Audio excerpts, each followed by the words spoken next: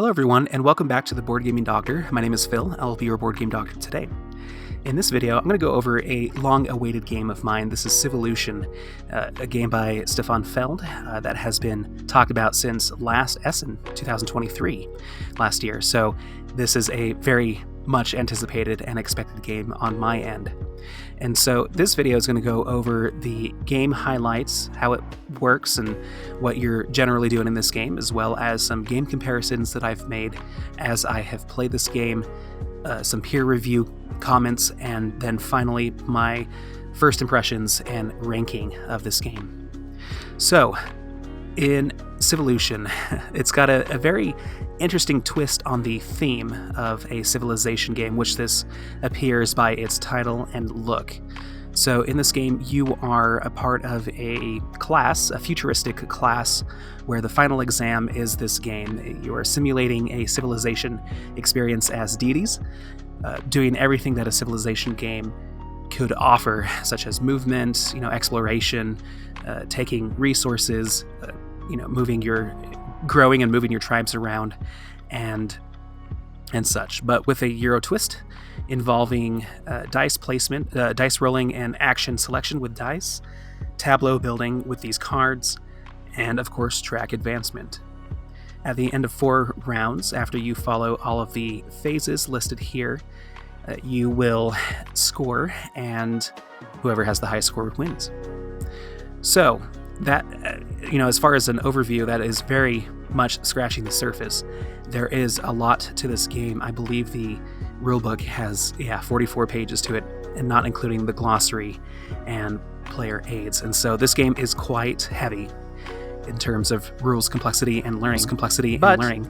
But here are some comparisons that might help give a flavor and an idea of how this game plays. So the first comparison, obviously as a Feld game, is Castles of Burgundy. Castles of Burgundy works in a very similar fashion to how you take your turn from turn to turn, which is to place dice that have been previously rolled onto a spot. In Civolution here, there's this module that we'll talk about, or in Castles of Burgundy, you just simply take the 2 dice and utilize an action based off of the pips that are shown. So at first glance, you are rolling dice not from turn to turn in Civolution, but very often.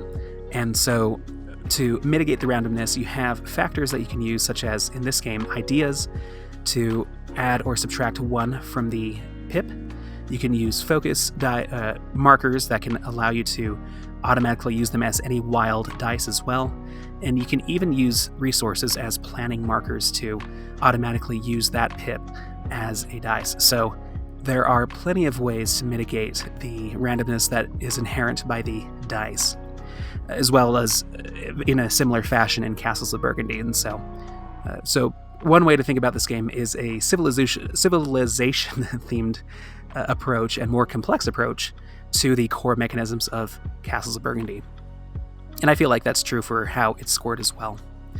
The next game I want to compare is A Feast for Odin, and mostly in terms of the different actions that you can take. So A Feast for Odin, if you are not familiar with it, is a game that features a lot of worker placement options. I believe around 60 in the base game. And while there aren't as many action spots to take in Civolution, the wide variety of actions that you can take in this game are more so than, say, Castles of Burgundy or your average middleweight Euro game. And so there are a plethora of options that you can take on your turn. You essentially grab a pair of dice, for example, this 6 and a 5. They would match up with this building action, and you take either the build or you can play a card from your hand. However, another similarity between these two games is how this is organized. If you notice, here at the very bottom, you can place any 2 random dice to take this action, but stemming from the 1 slot here, you notice that as it progresses left to right, you increase that second dice on the right from 1 to 6, and as you go higher up, you increase the leftmost dice up 1 through 5. And the way that it's organized by dice pips, but it's also organized by what the action entails.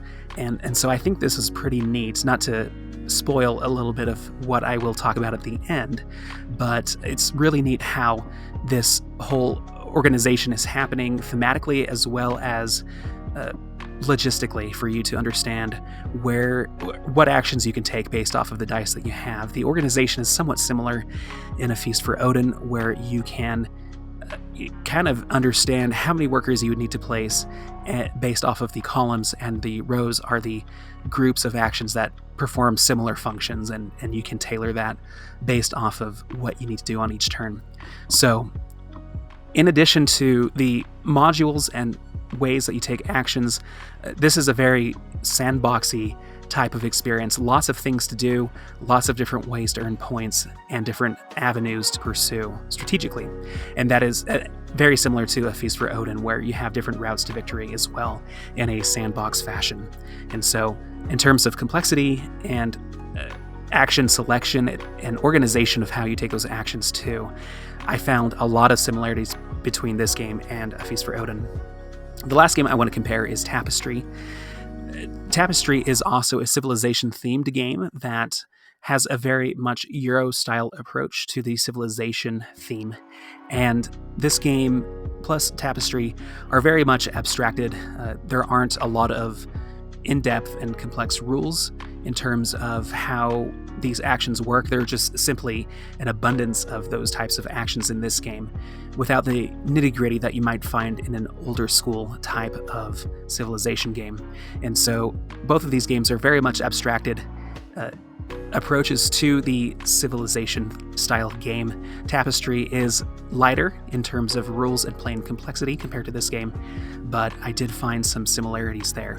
And there's some other game comparisons that we'll talk about in the next section. So moving on to the peer review, I have listed here an amalgamation of the comments that people have made on Board Game Geek, at least a lot of them, and I put them through ChatGPT to summarize what people are saying. So here are some of the strengths that collectively some people who have had the chance to play this game are saying.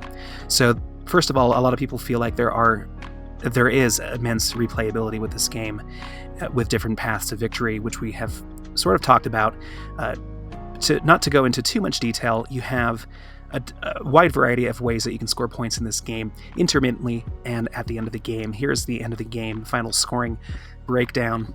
You can score based off of how far you've gone on these tracks, which are also included step by step after each round. You can score based off of different categories that are randomly set up for these different icons. Based off of the buildings that you place and the resources that you have at the end of the game, you can get points for prosperity, for features that you have on your console, which is your tableau, how many tribes you have, and every territory that you're in. So you gain points for exploring and populating the game. And then, of course, you have a interesting way to score points on your board. The higher up, so I should say, you fill in your tableau with these cards that you play from your hand. From the bottom up, you can also place gold tiles to help fill in some cracks. And for every tier that you fill with cards or gold tiles, you will score points for those cards at the end of the game based off of these criteria, in addition to what might be listed on these cards as well. And so there are plenty of ways to get points, either through advancing on tracks or little steps that you take in the game based off of cards that you have already played, based off of how many cards you play, etc. And so, as in typical fashion for Feld, there are very many different ways that you can score points in this game.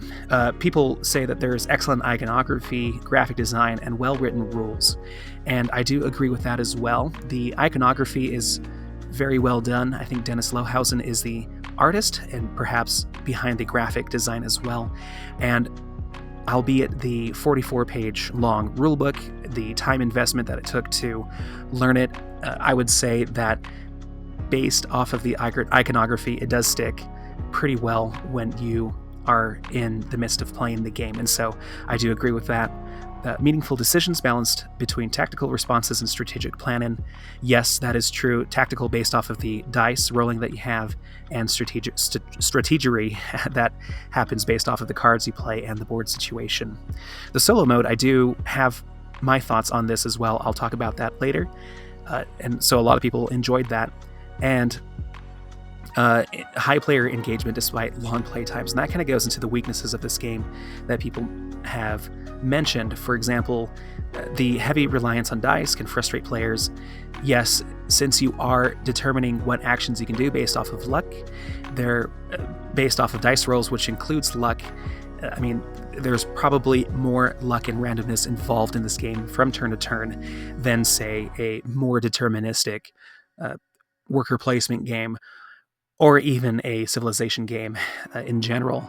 Although I will say, I will interject, I suppose that Civilization games do include a lot of events and randomness, dice rolls for combat, etc. I'm generalizing here, I'm not really pointing out a certain game, but I suppose that this is a more Euro-based abstraction and emulator of what that might feel like in a classic Civ game. So take that as you will. For a long and complex game that does involve strategy, the amount of luck that is inherent in the dice rolls can be frustrating. I guess if you enjoy Feld games, you are already used to that in some degree, and so you can mitigate and play around that. The lengthy playtime, yes, this game is very long. Even at a solo game, I will say that, it took me about... Well, I'll get into that, how long it took a little bit later in my final thoughts, but it took a long time.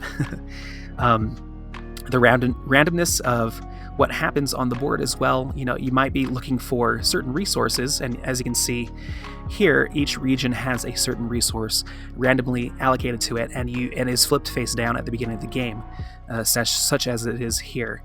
And so you have to explore and find out where those resources are before you can pursue certain strategies of types of buildings and cards that you can play. And so that randomness may hinder the enjoyment of being able to accomplish what you want to 100%. So that can be frustrating. And people say, yeah, despite the randomness that is abstracted in the form of dice rolls, this does feel less like a traditional Civ game and more like a tactical dice puzzle. Yeah, that's what Feld games are in general. And so if you're looking for a somewhat more traditional approach to a Civ game, then this might not be for you. So moving on to first impressions, the way that I'm going to approach this is to try to be as subjective with myself as possible, or objective, I should say, with my subjective opinions, and score the game based off of 10 criterion that I find personally important when I play a game, and as I approach it as far as how much I want to play it again, etc. So starting at the top for rules complexity, and each category is going to get a score from 1 to 10 and add it to 100. That's the score I'm going to give it on Board Game Geek. So I'm going to give a 6 to rules planning complexity. It does not reflect the true complexity of this game. I believe it's above a 4 out of 5 on Board Game Geek. But yes, this game took a long time for me to understand and wrap my head around. The rulebook itself, it took me, probably about an hour and a half to kind of read through carefully just to make sure I understood everything. And that doesn't include any videos that I might have consulted, and the consultations that I had during the game itself with the book. I did go back many times during the play, especially as I played solo, just to make sure I was doing everything correctly. And so about an hour or so to learn the game. I don't know how long that would equate if I were to teach this game to people in real time, but and to play the game, rather, it took quite a bit of time, probably about 2 hours or so solo, just to include all the time that I needed to understand what I was doing and to strategize as well, and so it honestly took me a couple of days to get through because I wasn't able to play this in one sitting, and so it took me about a week or so to learn and play this game. But so take that as you will in real time. It is definitely a complex game strategically as well. There are so many things that you can do since it's very sandbox in nature that it could be very difficult to wrap your head around what you might want to do, even though there are some there's some helps that you get along the way, such as goal tiles that you can fulfill and add to your board. The cards that you draft or start with at the beginning of the game can kind of inch your way towards certain strategies, in addition to the different scoring opportunities in each era, which are randomized at the beginning of the game.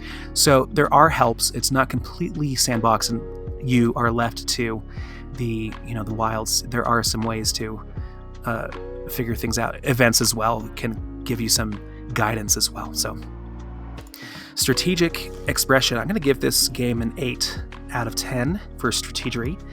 A couple of points are taken off, yes, because of the randomness of the dice, but essentially because of the helps that you get along the way, you do have the opportunity to strategize and follow those offerings based off of the tracks and the final scoring, the cards in hand, the events, etc. All of those combined can give you an avenue for which you can pursue. I do believe that this game leaves general strategies open as well that you can pursue as well. You always have options to draw additional cards to alter or pursue your strategy in different ways.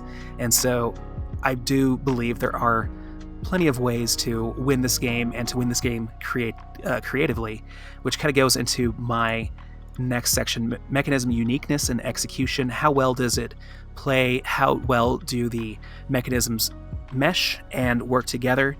And I also give this an 8 out of 10. I really like how straightforward it is. Once you understand what the actions are that you can take in this game, you pair up dice and take that action. Some of them are an either or type of situation.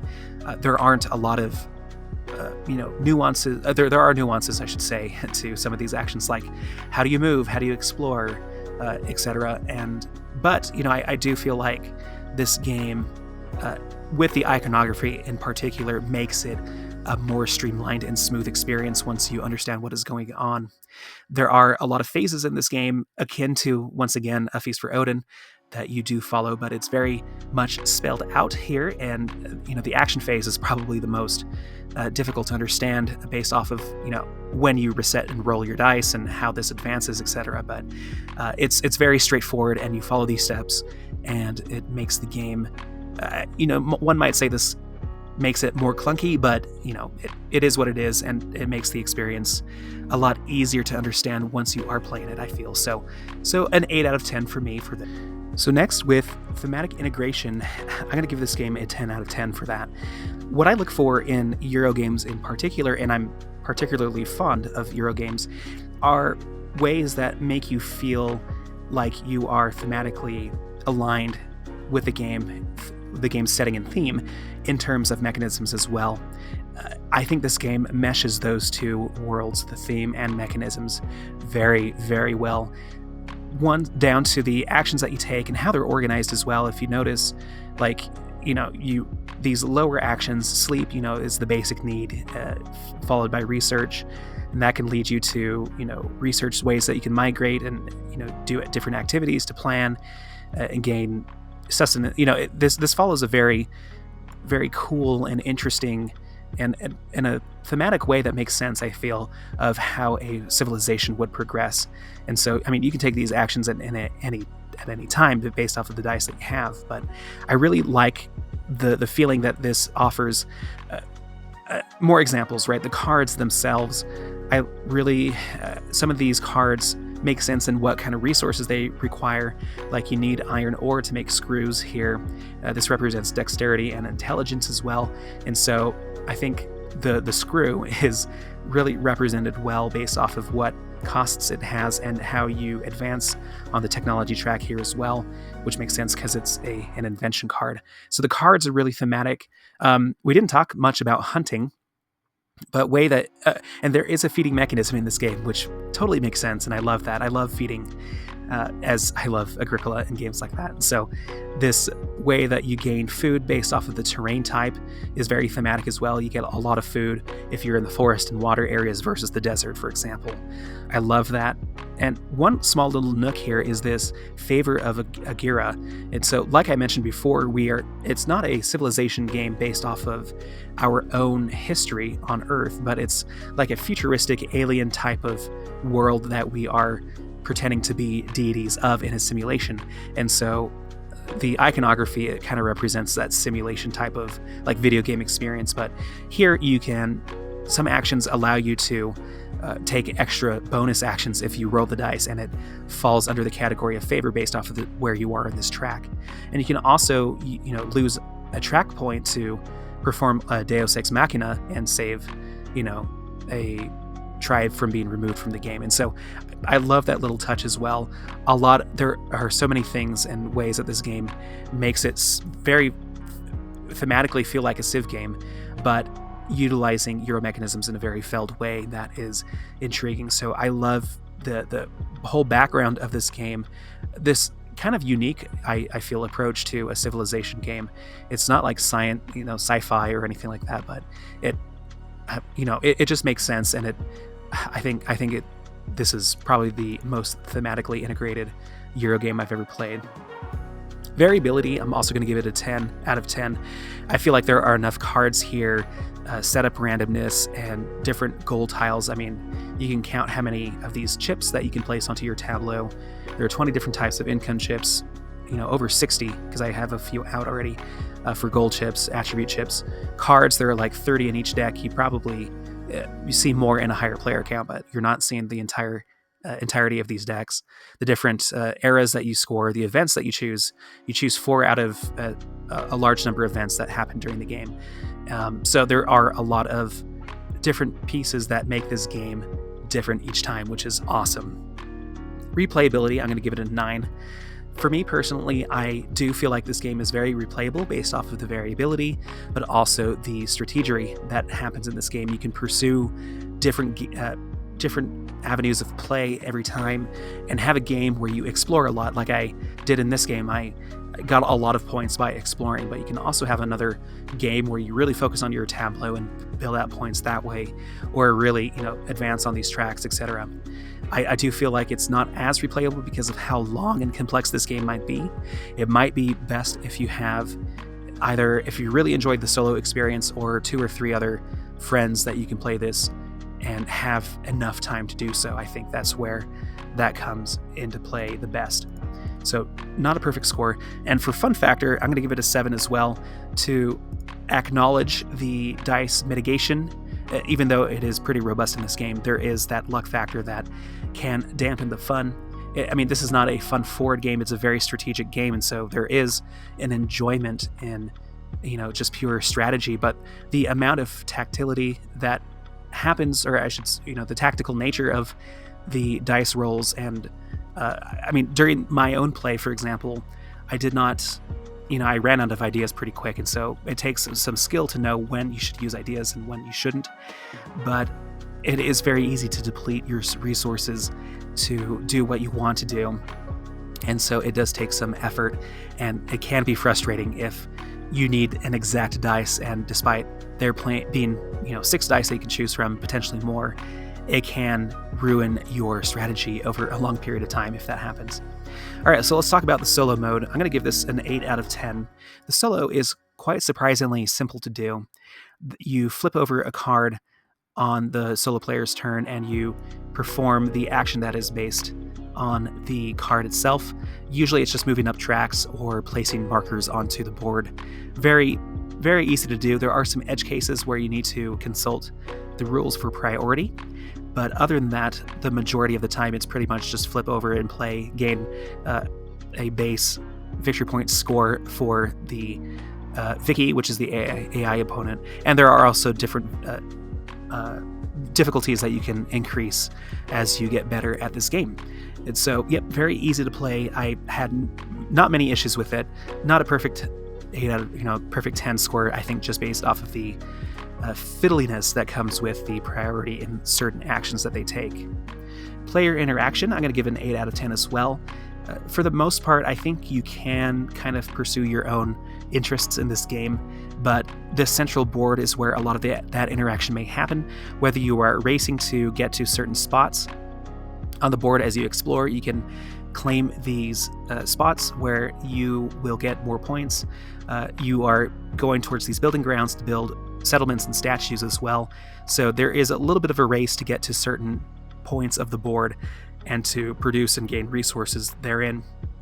And so at higher player counts, this will be very interactive, but I feel like at solo or at 2 players, it's not as interactive. I think the potential is not quite there, since you do play with the same board at a 2-player level as you would at a 3 or 4.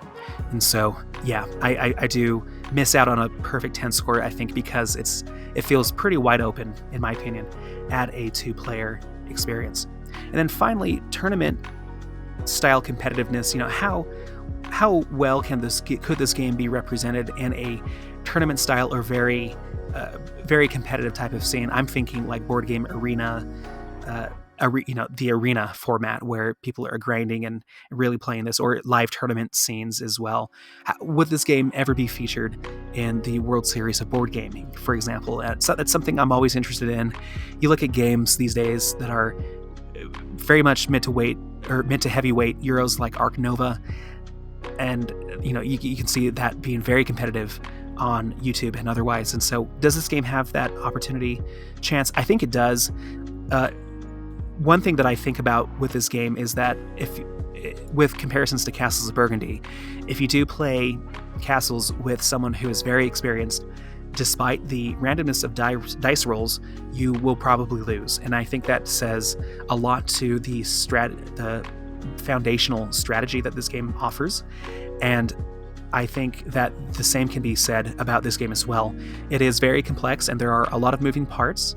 And while there is randomness, it can be very much mitigated, and you do have opportunities to have plan Bs and Cs to pursue an overall, experience that gets you a lot of points. And I do see a lot of potential for this game. I don't think it's got the same legs competitively in the tournament scene as, say, games like Dune Imperium, Arc Nova, Terra Mystica, which are somewhat more deterministic as well. I think there's a little bit too much luck with the cards, the dice, as well as the board state itself as well, that might deter, very hard, grinding type of players to want to do that, and for this to be in that scene as well. But I can see this potentially being there. It's just because it's such a great game. So overall, if I calculated this right, it's an 82 or an 8.2 out of 10 on Board Game Geek for me, which kind of aligns with the average score that it has on Board Game Geek at this moment. It's a very, very complex, very long, but very fun game. I think the sandbox nature of the Civilization game, it fits that theme very well. Whereas I bounced off a lot of other Feld games in the past. My favorites so far are Castles of Burgundy and Bruges. A lot of the other games that I have tried in the past didn't sit well with me because I felt like they were too abstracted and too much of a mechanical puzzle, which a lot of people enjoy. But I tend to enjoy a little bit more of a thematic approach to the Euro-style mechanisms that are in place, which is why I enjoy Rosenberg, and that's definitely a personal opinion. But I think this is definitely going to be my favorite Feld game. I think it's a Civ game, which I really enjoy the theme. It's a Civ game done very well. It's complex and strategic. Albeit being very long, it was pretty easy to understand after you put in the time commitment. I think the juice is worth the squeeze with this one. I think this one is doing well on ratings and will continue to do well because I think it's an excellent game and I highly recommend it. So that's Civolution by Stefan Feld. Thank you for consulting with me today, and I hope that you schedule an appointment with me real soon. Take care.